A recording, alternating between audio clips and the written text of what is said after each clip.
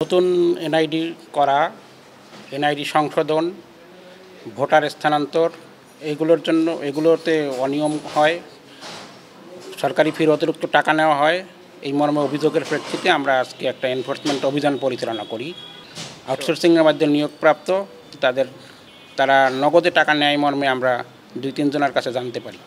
আমরা কমিশন বরাবর আমাদের প্রতিবেদন দাখিল করব। কমিশনের সিদ্ধান্ত অনুযায়ী আমরা পরবর্তী ব্যবস্থা গ্রহণ করব।